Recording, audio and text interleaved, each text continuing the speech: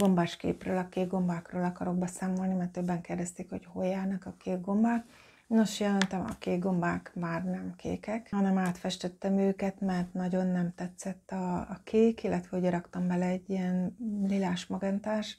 Megcsináltam, de nem mutatom meg, mert nagyon nem tetszett. Ugye a zöld meg a kék általában azért működik együtt. Én szeretem a zöldet meg a kéket, nincsen vele semmi bajom, szeretek vele festeni. Itt valamiért ez nekem nem tetszett. Ugye a zöldnek a kiegészítő színe alapvetően a vörös, a klasszikus színelmélet szerint, és ő nekik nagyon kellene passzolni egymáshoz. A szín a kiegészítője nélkül elveszett a világban, és ott kell, hogy legyen a kiegészítője. És én egyszerűen nem tudom a zöldet meg a pirosot nézni. Nem szeretem. Eszembe jut róla karácsony, eszembe jut a magyar zászló, aminek van egy olyan hivatalos feelingje, ami nekem idegen, egy festményen. Beugranak a tanévnyitók, tanévzárók, 983-as számú Zrínyi Ilona úttörő csapat vigyáz, és nem festek piros-zöldet. Kerestem egy olyan színt, amivel biztonságosan tudok festeni, amivel magabiztos vagyok, ami mindig bejön, és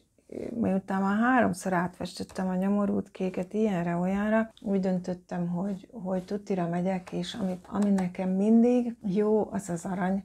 Úgyhogy arany lett, és aranybarna a gomba. Nekem így jobban tetszik, valószínűleg azért is, mert ez a zöld egy kicsit ilyen meleg tónusú volt, és mellette a hideg kék valami nagyon idegen volt. Így néz most ki a gombás dolog. Ugye itt volt ez a zöld fényjáték, amihez készült középre ez a téma. A szürke, a kékkel is jól nézett ki, a szürkéket ott hagytam, az összes kéket átfestettem. Már ez így kék, kész volt kékbe, de nem mutatom meg, mert szerintem ronda. Látszik szerintem, amit akartam, hogy a világos háttér előtt a témának a sötét pereme az, ami látszik, és szépen előreugrik. A másik oldalán itt még lesz egy sötétebb rész, ami kiemeli a gombának a világosabb tónusú részét. Fehér arany, és hát a zöld kedvéért, csak is a zöld miatt van itt egy kicsit ilyen vörös-barna, és akkor megkapta a kis drága a kiegészítőjét. A színeknek alapvetően 3 színjellemzője van. Az egyik maga a szín, a magyarul színezetnek mondunk, az angol úgy mondja, hogy hue.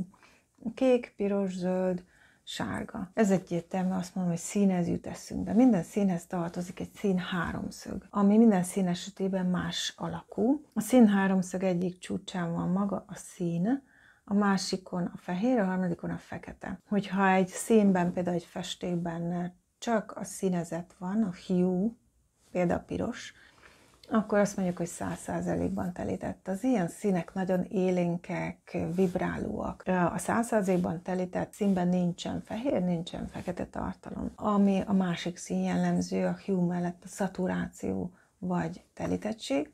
A 60%-os a telítettség azt jelenti, hogy 40% fehér és fekete is van benne. Hogy milyen arányban, az már változó lehet. Ha több benne a fehér, akkor elmozdultottam a színemet a pasztelles irányba. Több benne a fekete, akkor pedig egy mélyebb és matt lesz a szín, nem lesz olyan élénk. A harmadik színjellemző pedig a színnek a világossága, az úgynevezett value. És egyesek szerint ez még fontosabb, amikor festünk, hogy ez a világosság rendben legyen a képen. Fontosabb, mint maga a szín. Hogyha egy képen vannak különböző világosságú színek, létrejönnek kontrasztok, ugye ezt akartam én ez a gombás képen elérni. Ez ugye függ a fehér tartalomtól, de magától a színtől is. Például a sárgának nagyobb a saját világossága, mindenféle fehér tartalom nélkül is, mint egy kéknek. Tehát amikor létrehozunk egy színpalettát, érdemes ellenőrizni azt, hogy oké, hogy színes, de vajon hogyan áll a színpalettám ezzel a világosság dolog? Vagy úgy is tudod ellenőrizni, hogy kikeversz színeket, megvan a színpaletta, amivel dolgozni akarsz, befotózod fekete-fehérbe, szürke árnyalatosba, és megnézed, mert ott látszik igazán, hogy van-e világosság kontraszt. Állítólag, amikor fekete-fehér filmeket forgatták, akkor nem színes ruhákban voltak a színészek, hanem szürke árnyalatosban. Szürke árnyalatos volt az egész dísz. És így a rendező, a világosító, mindenki látta, hogy ez hogy fog kinézni majd a fekete-fehér film formájában. Vannak-e kontrasztok? Ha színesbe lettek volna, sárgába, pirosba, zöldbe, de ezek a színek mind egyforma világosak, akkor a fekete-fehér filmen eltűnik mindenféle szín, és szürke az egész, de egyforma szürke, és ez nem néz ki jól. A szürkében, árnyalatosban is lenni kell világosabb, sötétebb részeknek ahhoz, hogy jól nézzen ki. Megmutatom most a gombáimat, szürke árnyalatosban nagyon izgalmas, és még jobban látszik szürke árnyalatosban, mint a színesben, hogy ott vannak ezek a világosabb, sötétebb részek, és ennek ott kell lenni. Így néz ki szürke árnyalatosban, és akkor itt látszik igazából az, hogy ezek a színek mennyivel másak a value értékben, a fehér tartalomban, a világosságban. Érdemes a festtel időnként lefotózni, és átalakítani a képedet, átszerkeszteni szürke árnyalatosba, vagy fekete-fehérbe, és megnézni, hogy vannak-e rajta kontrasztok.